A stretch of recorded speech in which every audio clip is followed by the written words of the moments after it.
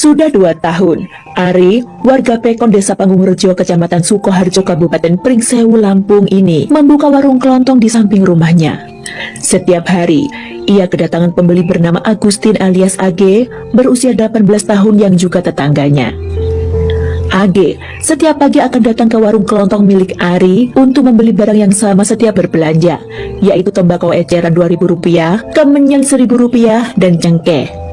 Bahan rokok lintingan itu dibeli oleh AG atas suruhan bapaknya yang bernama Jiman, berusia 44 tahun.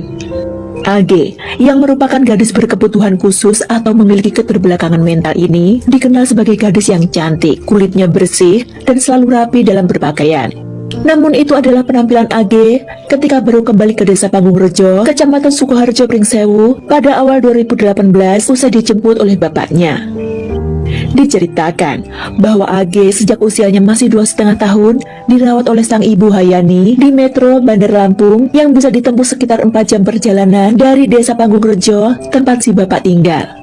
Hayani sang ibu dan Jiman bapaknya, meskipun masih berstatus sah sebagai suami istri, tapi mereka berpisah tempat tinggal karena terus-menerus terlibat konflik rumah tangga akibat kesulitan ekonomi. Jiman, yang hanya kerja serabutan dengan upah yang tak pasti, menjadi penyebab seringnya terjadi cekcok antara suami istri itu. Hayani berpendapat, ekonomi yang sulit membuat mereka yang ketika itu telah memiliki 4 orang anak, membuat kehidupan mereka menjadi sangat memprihatinkan dan susah di desa itu.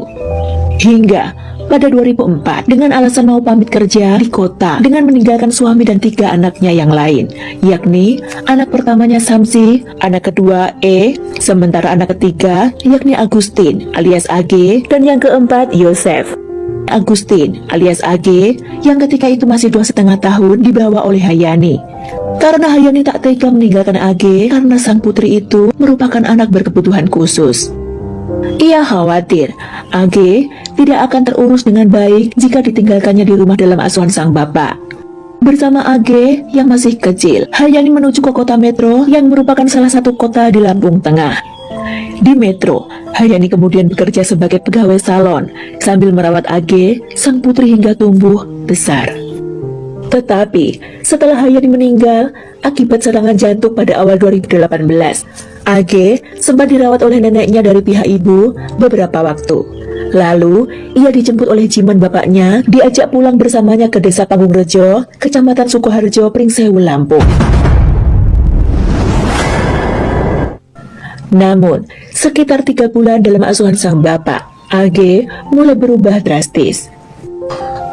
Menurut Ari, si pemilik warung, tempat AG biasa berbelanja, setiap kali datang ke warungnya pada pagi hari, rambut panjang AG selalu tampak terlihat kusut dan acak-acakan. Selain itu, gadis itu juga tampak pucat dan berjalan lemas tanpa tenaga. Sedangkan warga yang lain juga mengatakan, tubuh AG hari demi hari semakin terlihat kurus. Menurut para tetangga, gadis itu memang dilarang keluar oleh bapaknya kecuali ke warung. Melihat kondisi fisik AG yang terus memburuk itu, lama-kelamaan membuat warga sekitar tempat tinggalnya mulai menaruh curiga. Ari, si pemilik warung, pun berusaha mengorek informasi dari AG. Pernah diajak hubungan apa enggak? Sejak malam katanya sama bapaknya. Saya tahunya malam mau diambil polisian. Pagi saya tanya, kan masih ke warung. Jadi malam ada yang itu enggak ada siapa? Bapaknya enggak, kenapa? Sakit. Dan ternyata pengakuan AG sangatlah mengejutkan. Dengan kalimat sepotong-sepotong, ia mengaku sering diajak nganu layaknya suami istri oleh Jiman bapaknya sendiri. Parahnya lagi, perbuatan itu tak hanya dilakukan si bapak, tapi juga abangnya Samsi dan adik laki-lakinya Yosef secara beruntun. Namun meskipun sudah curiga dan meyakini pengakuan AG tersebut benar, tak banyak yang bisa diperbuat warga kecuali merasa kasihan atas nasib AG. Sebab menurut tetangga, keluarga Jiman terkesan menutup diri dari lingkungan sekitarnya. Di sisi lain, Satgas Perlindungan Anak berbasis masyarakat Panggungrejo yang selama 8 bulan terakhir telah melakukan pendampingan terhadap AG, sebagaimana salah satu anak dengan keterbelakangan mental di Panggungrejo, rupanya bergerak cepat. Usai mendapatkan informasi sekaligus pengakuan dari AG, juga setelah mendapatkan keterangan pasti dari pihak psikolog perihal perlakuan biadab yang dialami AG, Tarseno, selaku Ketua PABM, langsung melaporkan kasus insest tersebut ke Polsek Sukoharjo pada Kamis 21 Februari 2019. Tarseno, yang membuat laporan di Polsek Sukoharjo, disarankan melengkapi laporan awal dengan keterangan saksi. Ia lantas meminta bantuan Aris, si pemilik warung, dan tetangga sekitar rumah keluarga AG untuk ikut menggali cerita lagi dari AG. Setelah bukti-bukti lengkap, polisi lantas meluncur ke rumah keluarga itu pada Kamis malam itu juga. Ketika ditangkap, Jiman si bapak dan kedua anak laki-lakinya tengah bersantai di rumah. Tanpa perlawanan, mereka lalu digelandang ke Mapolsek Sukoharjo sebelum akhirnya dibawa ke unit perlindungan perempuan dan anak Polres Tanggamus untuk diperiksa. Dari pemeriksaan polisi, selama AG tinggal bersama, Jiman diketahui sering melakukan itu pada AG, tepatnya di kamar pada malam hari. Samsi, si abang, yang ketika itu berusia 24 tahun, ikut-ikutan aksi bapaknya, bahkan mengaku telah melakukan hingga 120 kali. Begitupun dengan Yosef, si bungsu yang ketika itu masih berusia 15 tahun, juga turut melakukan kepada AG kakak perempuannya sebanyak 60 kali. Sementara si bapak yakni Jiman mengaku pertama kali melakukannya pada Agustus 2018, waktu itu sekitar pukul 22.00. Menurut keterangan si bapak, anak ketiganya tersebut yakni AG memang tidur sekamar dengannya karena takut jika tidur sendirian. Ketika AG si putri sedang tertidur pulas, Jiman mengamati paras anaknya itu agak lama. Menurutnya, tiba-tiba wajah AG berubah seolah seperti sang istri yang telah tiada. Karena terdorong oleh bayang-bayang istrinya itulah, Jiman beralasan hingga sampai hati menganu AG, anak kandungnya tersebut. Pertama melakukan, Jiman mengaku sempat menyesali tatkala menyadari itu adalah putrinya. Namun nyatanya, meskipun mengaku menyesali, pria itu bukannya menghentikan aksinya, justru mengulangi perbuatannya hingga berkali-kali. Parahnya lagi, dua anak laki-lakinya yakni Samsi dan Yosef, yang juga kadang tidur sekamar, dibiarkan mengikuti perbuatan si bapak terhadap AG, saudari mereka sendiri.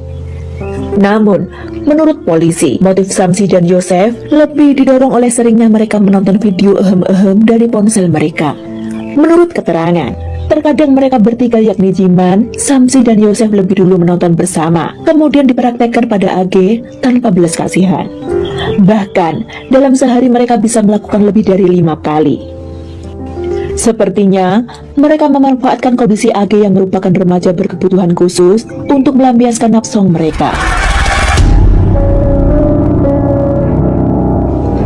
Sementara itu, menurut cerita para tetangga sekitar, Jiman si bapak ini sebetulnya juga pernah hendak memperkaos E, anak perempuannya yang merupakan anak nomor 2. E kabur dari rumah dan memilih bekerja di Metro sejak 2017 dan belum pernah pulang. Sementara Yosef, anak bungsu yang berusia 15 tahun, ternyata juga mengidap perilaku penyimpangan lain.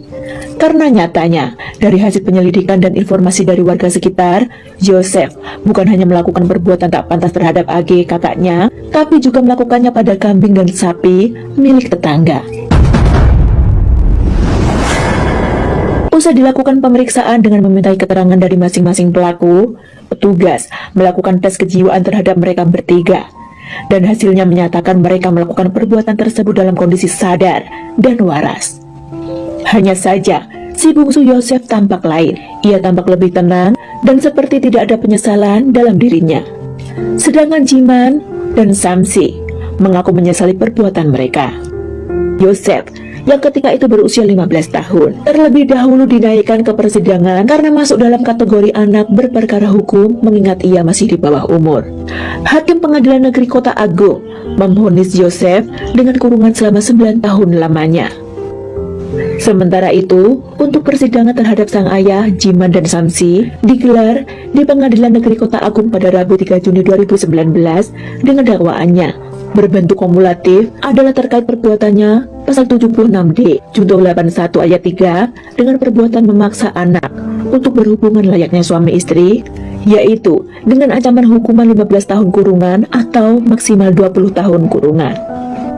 AG, gadis Malang ini yang semula mengalami trauma akibat ulah ayah dan 2 saudara laki-lakinya, mulai berangsur membaik pasca ditangkapnya bapak dan 2 saudara laki-lakinya itu. AG yang semula hanya diam dengan pandangan kosong, akhirnya sudah bisa merespon saat diajak bicara. Tubuhnya pun yang semula kurus juga berangsur pulih. Untuk selanjutnya, AG akan dirawat oleh kerabat dengan tetap dalam pengawasan pihak-pihak terkait. Kita doakan ya, AG bisa terus hidup sehat dan bahagia ya bersama keluarga yang merawatnya.